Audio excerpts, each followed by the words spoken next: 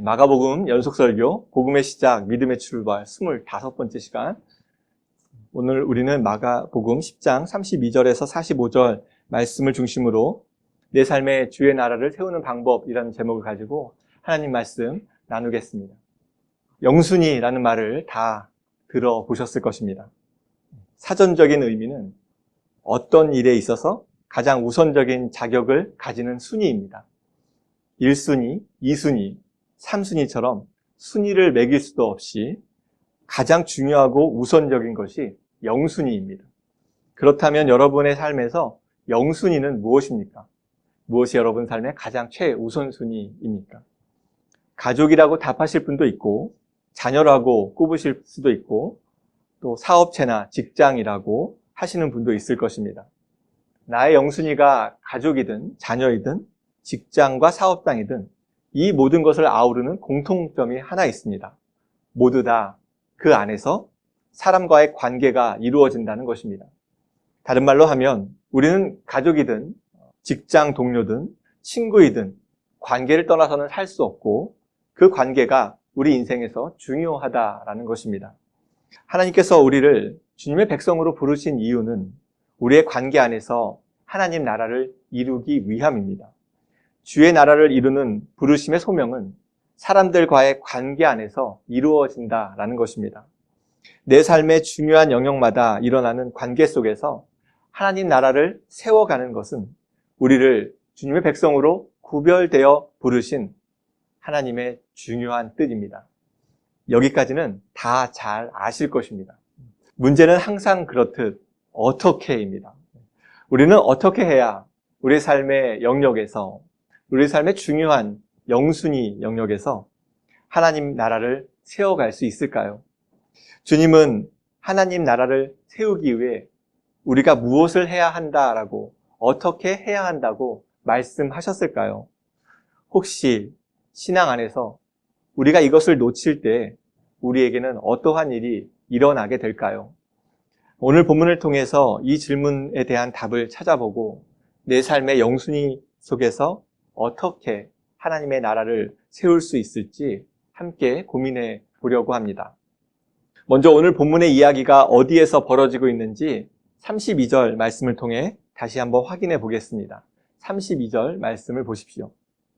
예루살렘으로 올라가는 길에 예수께서 그들 앞에 서서 가시는데 그들이 놀라고 따르는 자들은 두려워하더라. 이에 다시 12제자를 데리시고 자기가 당할 일을 말씀하여 이르시되, 예수님께서 어디를 가시는 길이라고 기록하고 있습니까? 예루살렘으로 가시는 길이라고 말씀하고 있습니다. 주님은 왜 예루살렘으로 올라가고 계실까요? 이 땅에 오신 사명, 우리 모두를 구원하실 십자가 사역을 이루시기 위함이었습니다.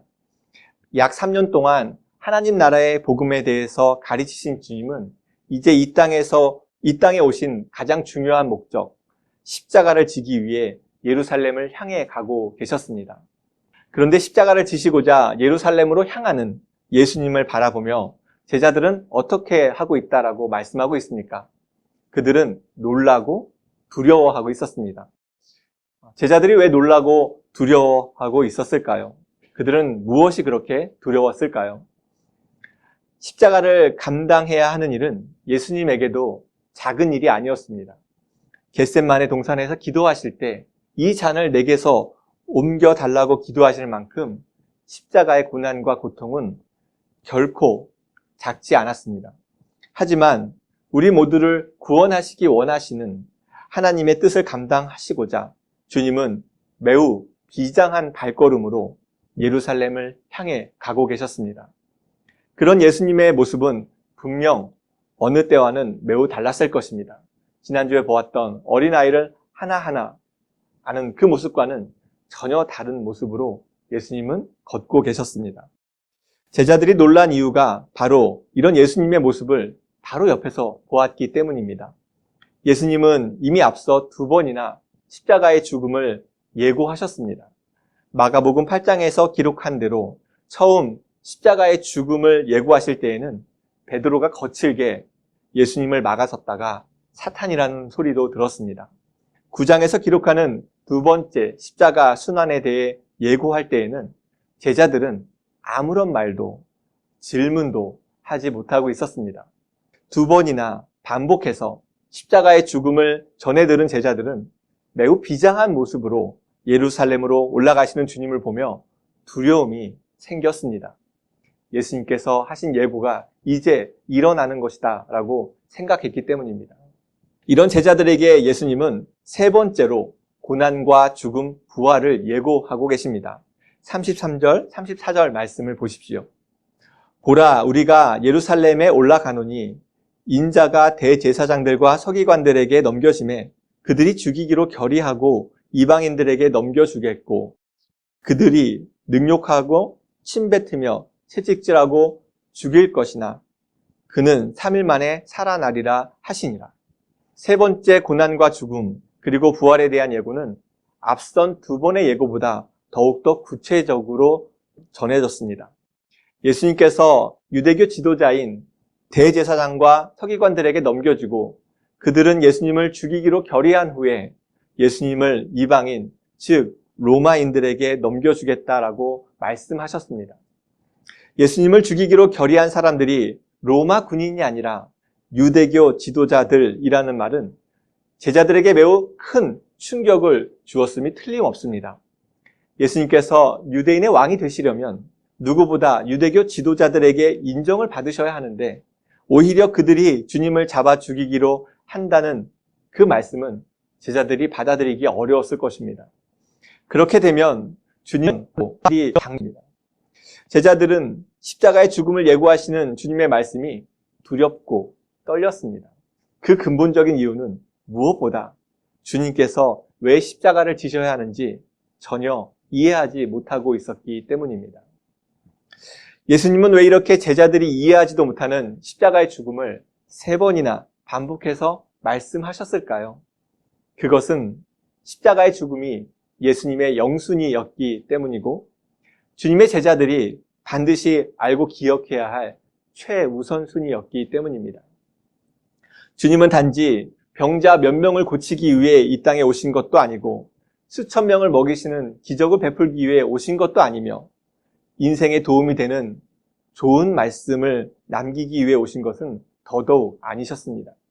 십자가의 죽음으로 우리의 모든 죄를 다 용서하시고 죄인인 우리를 구원하시기 위해 이 땅에 오셨습니다.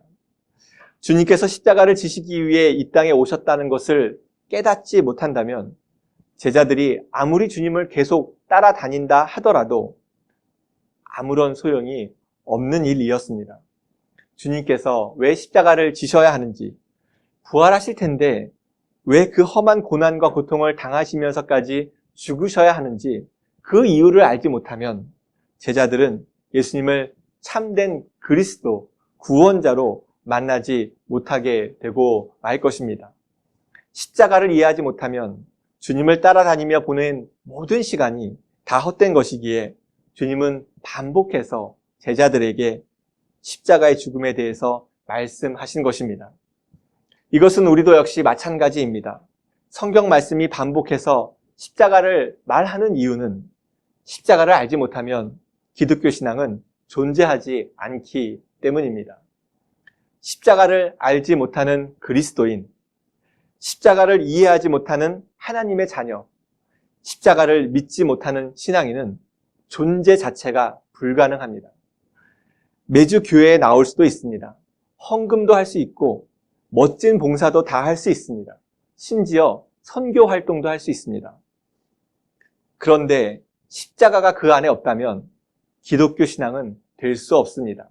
그저 다 종교 행위일 뿐입니다.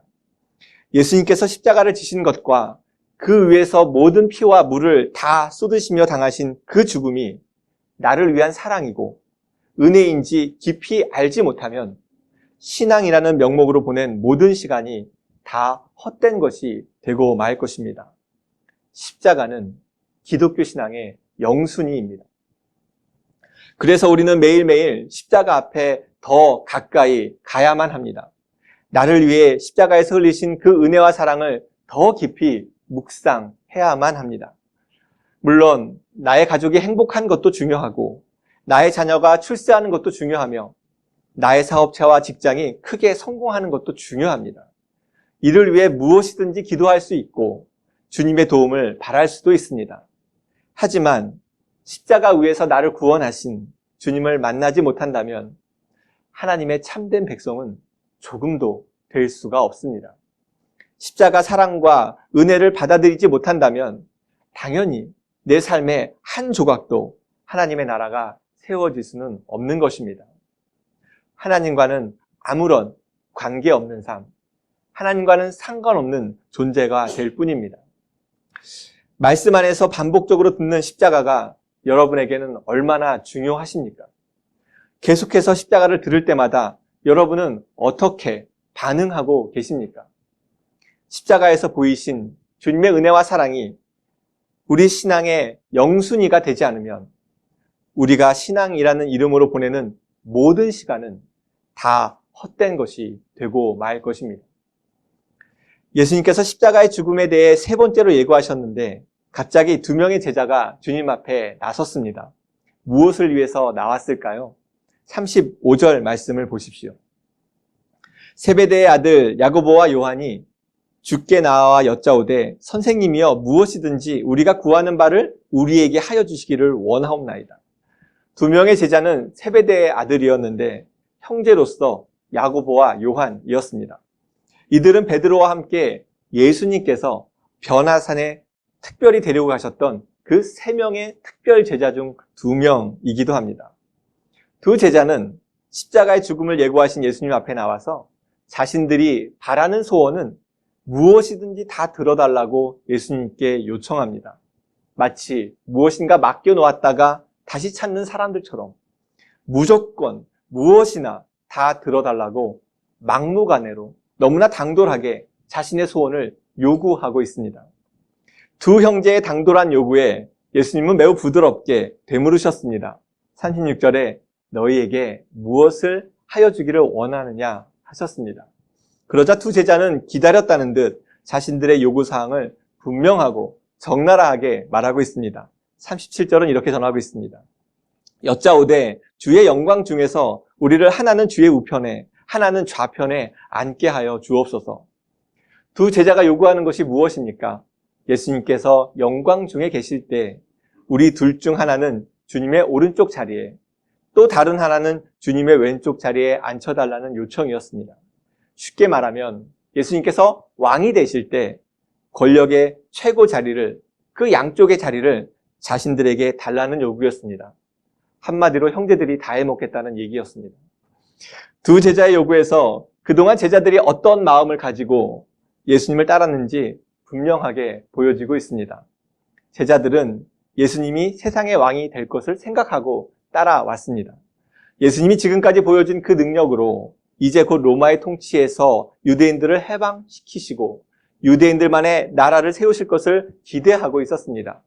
그렇게 예수님이 왕이 되었을 때 이들은 권력의 한 자리씩 다 차지할 것을 기대하고 있었습니다. 그런데 예수님은 자꾸만 이런 자신들의 기대와는 달리 다른 말만 하고 계십니다. 세 번이나 반복해서 이제 예수님이 고난을 받을 것이고 죽을 것이라고 예고하신 것입니다. 그러자 이 두 제자의 마음이 급해졌습니다. 주님이 언제 죽임을 당하실지는 모르겠으니 그 전에 권력의 최고 자리를 자신들이 확인 도장 받고 싶었던 것입니다. 그래서 예수님께 영광의 자리, 왕의 자리에 오르실 때 우리 두 사람을 오른팔과 왼팔로 삼으셔서 바로 그 영광의 양쪽 자리에 앉혀주십시오. 묻지도 따지지도 말고 이것은 들어주십시오. 이렇게 요구하고 나선 것입니다. 그런데 이런 마음은 두 제자뿐만이 아니었습니다. 야고보와 요한이 당돌하게 요구하자 다른 제자는 이렇게 반응하고 있습니다. 41절 말씀을 보십시오. 열 제자가 듣고 야고보와 요한에 대하여 화를 내거늘. 같은 이야기를 전하는 마태복음 20장 24절은 열 제자가 두 형제에 대하여 분히 여겼다라고 전하고 있습니다. 10명의 제자는 두 제자에게 화를 내고 분노하였습니다. 왜 그랬을까요? 너무나 명백합니다. 자신들이 하고 싶었던 말을 이 두 제자가 먼저 나서서 요구했기 때문입니다. 한마디로 이 두 제자에게 선수를 뺏긴 것입니다.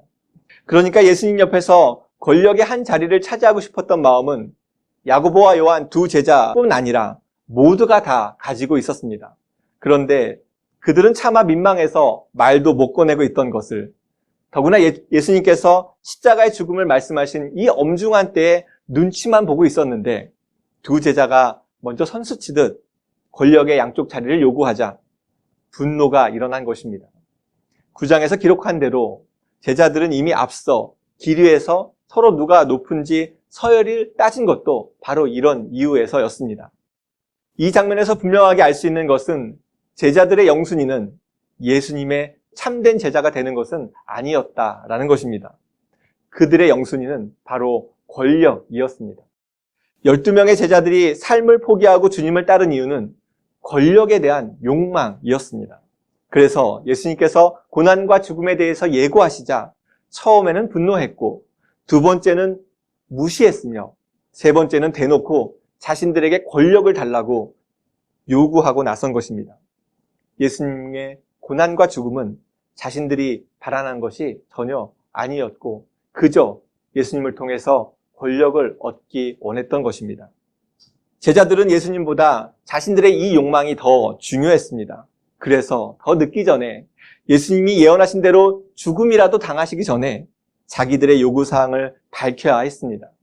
주님의 마음과 뜻은 이들의 관심사가 조금도 아니었습니다. 그저 자신들이 원하는 것을 주님을 통해 얻는 것이 최우선 순위였습니다. 이런 제자들을 보며 여러분에게는 이런 마음이 생길지도 모르겠습니다. 아니 그래도 어떻게 예수님의 제자들이 저런 마음을 가질 수가 있을까? 자기 삶을 포기하고 예수님을 따르면서 어떻게 저런 생각들을 품고 따라갈 수 있었을까? 어쩌면 제자들을 향해 이러한 비판적인 시선을 보내고 있을지도 모르겠습니다. 하지만 이러한 시선을 우리 자신에게 돌려본다면 우리는 이 제자들과 얼마나 큰 차이가 있을까요? 우리 역시 주님의 말씀보다는 주님을 통해서 내가 바라는 것, 주님을 통해서 내가 얻을 수 있는 것을 더 중요하게 여기고 있지 않습니까? 우리를 사랑하셔서 한 가지만 포기하고 주님을 따르라고 말씀하셨지만 그 한 가지 포기하는 것도 주님을 따르는 것도 우리는 원하지 않습니다. 그냥 주님의 사랑만을 원할 뿐입니다. 소금을 두고 화목하라는 말씀 앞에서 화목하는 것은 너무 좋지만 내가 먼저 소금이 되어서 화목하게 되는 그런 마음은 조금도 일어나지 않습니다. 무엇이든지 구하면 이루어 주신다는 말씀은 너무 좋지만 주님 안에 거하거나 주의 말씀을 내 안에 담아내고 싶지는 않습니다. 주님의 사랑을 받는 것은 너무 좋지만 서로 사랑하라는 그 계명은 지키고 싶어 하지도 않습니다. 예배의 감격과 기쁨은 너무 받고 싶지만 참된 예배자가 되기 위해 형제와 먼저 화목하라는 말씀은 따르고 싶지가 않습니다. 하늘에 쌓여 있다는 화려한 보물은 너무나 좋고 기대되지만 보물을 하늘에 쌓으라는 그 말씀은 외면하고 싶기만 합니다. 모든 것을 다 더해 주실 것이니 무엇을 먹을까 무엇을 마실까 염려하지 말라는 그 말씀은 너무나 좋지만 먼저 그의 나라와 그의 의를 구하라는 말씀은 귀에 담고 싶지도 않습니다. 하나님 나라와 천국에 너무 들어가고 싶지만 아버지 뜻대로 행하는 자가 들어간다는 그 말씀을 기억하고 싶지도 않습니다. 이것이 우리의 현실임을 바라본다면 주님을 따르면서 권력을 추구하던 그 제자들과 조금도 우리가 차이가 나지 않는다는 것을 발견할 수가 있습니다. 이처럼 신앙을 통해 내가 원하는 것만을 추구한다면 내 삶 속에 조금도 하나님의 나라는 이루어지지 않을 것입니다. 십자가를 지기 위해 예루살렘으로 올라가시는 주님 앞에서 자신이 원하는 권력만을 달라고 조르던 제자들처럼 주님의 마음은 외면하고 내 마음에만 집중한다면 주님의 나라가 내 삶 속에 이루어지지는 않을 것입니다. 권력의 한 자리를 달라고 요구하던 제자들에게 주님은 무엇이라고 말씀하셨을까요? 이 주님의 말씀은 내 삶에 하나님 나라가 이루어지기를 진정으로 바라는 우리에게 하시는 말씀이기도 합니다. 그 예수님의 말씀에 귀를 기울여 보십시오. 42절에서 44절 말씀입니다. 예수께서 불러다가 이르시되 이방인의 집권자들이 그들을 임의로 주관하고 그 고관들이 그들에게 권세를 부리는 줄을 너희가 알거니와 너희 중에는 그렇지 않을지니 너희 중에 누구든지 크고자 하는 자는 너희를 섬기는 자가 되고 너희 중에 누구든지 으뜸이 되고자 하는 자는 모든 사람의 종이 되어야 하리라. 이 세상 나라들과 권력들은 자신들이 원하는 대로 행하고 사람들 위해서 힘을 부린다고 말씀합니다. 이것은 바로 제자들이 원하던 영광의 오른쪽과 왼쪽 자리였습니다. 그러나 예수님께서 원하시는 뜻은 그것이 아니었습니다. 세상에서 크게 되기를 원하고 으뜸이 되기를 원하던 제자들에게 주님은 그렇게 되기 위해서는 섬기는 자가 되고 종이 되어야 한다고 말씀하셨습니다. 섬기는 자가 가장 큰 자이고 모든 사람의 종이 되는 것이 으뜸이라고 하신 것입니다. 주님은 제자들이 원하는 것을 무시하지 않으셨습니다. 어떻게 그것을 이룰 수 있는지 그 방법을 지금 가르쳐주고 계십니다. 제자들이 원하는 권력을 얻으려면 섬기는 자가 되고 종이 되라는 것이었습니다. 제자들의 소원을 이룰 하나님의 방법을 친히 가르쳐 주신 것입니다. 주님은 섬기라고 종이 되어야 한다고 말씀만 하지 않으셨습니다. 오늘 본문 마지막 45절에 예수님은 이렇게 행하셨습니다. 인자가 온 것은 섬김을 받으려 함이 아니라 도리어 섬기려 하고 자기 목숨을 많은 사람의 대속물로 주려 함이니라. 희생과 섬김의 나라를 세우시기 위해 주님의 나라를 세우시기 위해 하나님의 나라를 세우시기 위해 이 땅에 오셨던 함 역시 섬김을 받으러 오신 것이 아니라 목숨을 많은 사람의 대속물로 주기 위해 오셨다라고 말씀하십니다. 하나님의 나라는 이러한 섬김과 종이 됨을 통해서 이루어지는 나라이기 때문입니다. 하나님의 아들이신 예수님께서 십자가의 고난과 죽음을 통해 모든 사람을 섬기셨고 자신의 몸을 희생양으로 내어주심으로 친히 섬김의 삶을 보여주셨습니다. 하나님의 나라는 그 주님의 섬김을 통해 세워졌습니다. 그렇다면 삶의 모든 관계 속에서 하나님의 나라를 세우기 위해서 우리가 무엇을 해야 하는지 너무나 분명합니다. 섬기는 자가 되고 종이 되어야 한다는 것입니다. 섬기는 것은 무엇일까요? 그것은 기꺼이 다른 사람의 필요를 돕는 것입니다. 죄의 문제를 해결해야 하는 우리의 필요를 아신 주님께서 친히 십자가에 오르셔서 우리를 섬기신 것처럼 우리 역시 섬기기 위해서는 다른 사람의 필요를 채워야 한다는 것입니다. 우리 삶을 하나님 나라로 만들고자 한다면 먼저 다른 사람들이 무엇이 필요한가 관심을 가져야 하고 그 필요를 나의 힘으로 도와야 한다는 말씀입니다. 종이 되는 것은 무엇일까요? 그것은 나보다 다른 사람을 존중하고 내가 다른 사람보다 더 우월해지려고 애쓰지 않는 것입니다. 하나님의 아들이신 주님께서 하늘의 영광 버리고 이 땅에 내려오신 것은 우리의 가치를 존중해 주셨기 때문이며 신으로 군림하고 우월할 수 있는 그 신분을 포기하셨기 때문입니다. 이러한 주님처럼 우리 역시 타인을 존중하며 높아지거나 시기하지 않고 나를 중요하게 여기지 않는 것이 종이 되는 것이며 바로 그럴 때 우리의 삶의 영역은 하나님 나라가 된다는 것입니다. 교회 안에서 우리는 왜 자꾸만 속상하고 시끄러운 일들이 일어날까요? 이유는 너무나 명백합니다. 섬기는 종으로 오신 예수님을 만나지 못했기 때문입니다. 교회 안에서 내 필요만을 채우기 위해 욕심을 부리는 것은 내가 아직 주님을 알지 못하기 때문이고 교회 안에서 내가 더 우월해지려고 하고 높아지려고 애쓰고 있다면 내가 아직 십자가에 달리신 주님을 만나지 못했기 때문입니다.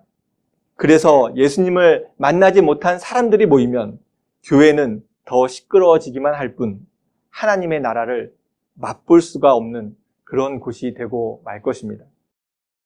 무엇보다 우리는 교회 안에서 여기 제자들처럼 내가 더 높아지려고 하고 내가 더 중요해지려고 하고 내가 더 우월해지려고 하는 이 모든 시도가 사라지기를 소망합니다.